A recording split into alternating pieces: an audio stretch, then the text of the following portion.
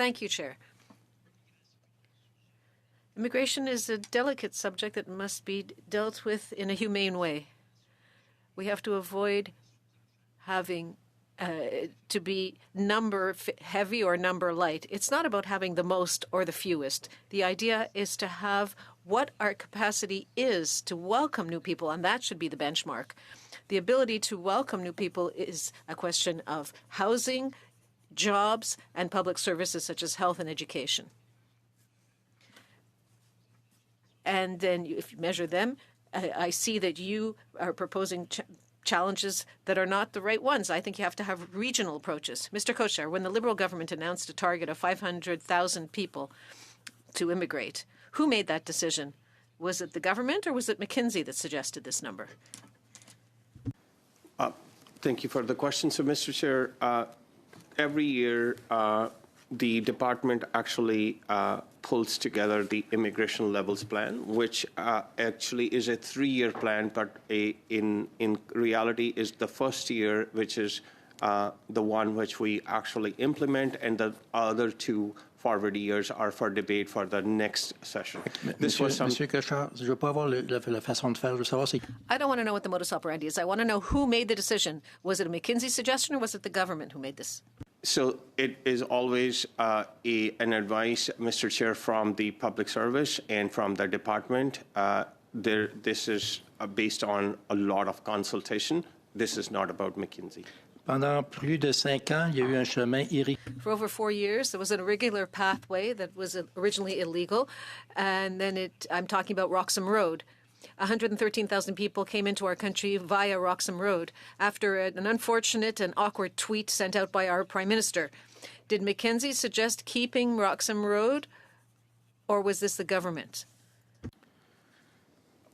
So, Mr. Chair, if I'm understanding the question right, McKinsey had no role in, guiding us over whether it was Roxham Road or anything related to that irregular migration. That was a challenge which we faced along with CPSA, and we worked on it. Nous avons assisté au cours des dernières années une augmentation. In recent years, we saw a strong increase in the number of students requesting immigration permits as students.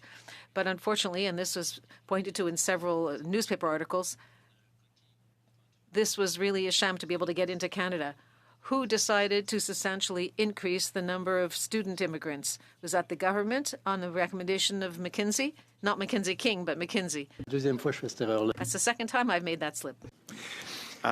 So let me assure you again that McKinsey has no role in this on the policies which guide us to actually look at the immigration plan. And the reason why there are, there was a growth of students has prompted us to now put caps on the temporary resident, which includes the students and temporary foreign workers. Il y a plusieurs. There are several departments dealing with immigration. There's temporary immigration, there's student immigration, there are temporary workers, there's irregular immigration. There are all kinds of different departments. So altogether, Mr. Kochar, how many outstanding files are there under the jurisdiction of Immigration Canada? So, Mr. Chair, let me say this thing, that we actually are looking at a vision of managed migration. However, we have 3 kinds of immigration which is happening. One is the permanent residency, which is under the 3 categories of economic, family, reunification, and humanitarian. The second is temporary residence, which includes the visitors, the ETAs. Oui, on connaît ça. Mais ce que je vous... We're familiar with that, but I'm asking you specifically, how many pending files are there at this time? Mr. Chair, I'll need some precision on that. Pending files on... Le dernier chiffre qu'on a... The last figure we saw was 1 million. 1 million files pending. And all of the members of parliaments around this in the House of Commons can testify to the fact that every single day, if not every week, we receive dozens of cases of citizens calling us who have a problem with immigration. This afternoon, I got another one in my writing. So how many cases are pending in the department at this very time? Can you give us the figure, yes or no? To be more precise, I can take the undertaking so that we can give you the figure. It fluctuates as more people apply. We don't have a control over who applies, and that actually brings the backlog. Comment ça se fait? Pas qu'il y a Point of combien de order. cas? Just Point one of second. order? Okay, you might not need a point of order, Ms. Okay, Ms. thank you. Shidid's time is up. Mr. Co-Chair, would you like to provide that information in writing to the committee? You said there's 3 different buckets. Is that something you'd undertake and get back to us in written reply? I was mentioning, Mr. Chair, that the 3 different buckets of how we actually do our immigration files. If we are looking for the numerical value as to how many are pending files in each category, yes, we can provide that as of today. Why don't we, or whenever you add it up, but yeah, within the next couple of weeks, we usually look for answers within 3 weeks. A point in time today. I get it, yeah, thank you. Concernant l'immigration. Now I have a question for Mr. Kosher about immigration. Mr. Kosher, it was under your jurisdiction that Canadian passports are issued at the same time as you had contracts with McKinsey. Canadians sadly remember that there was a major passport crisis where people had to line up and wait and practically sleep in the corridors before getting a passport. Has McKinsey helped you resolve that problem? Mr. Chairman, just to mention this, that McKinsey was actually hired to do more of a departmental plan or strategy development for digitization, which was in the processing side of things, not on the passport side of things.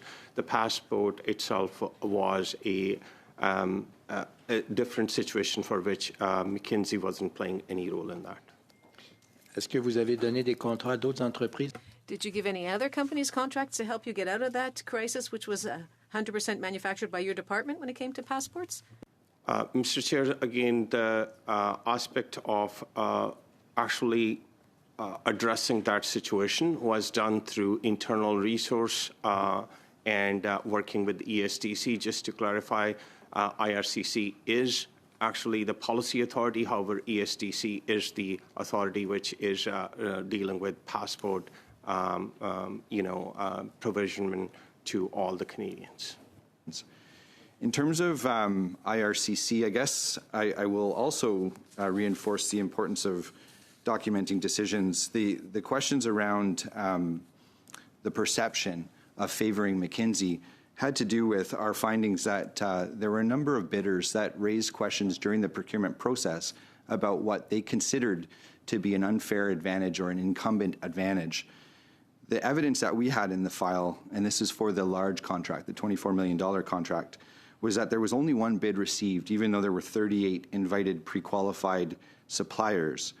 They asked questions about the requirements and were told that the requirements wouldn't be changed. What's important, I think, is to have the documentation, the rationale for why those requirements weren't changed. We, as the Auditor General's Office, are not in a position to say whether or not the competition was unfair or anything like that. But to address the perception of unfairness, you need to have those rationale documentations.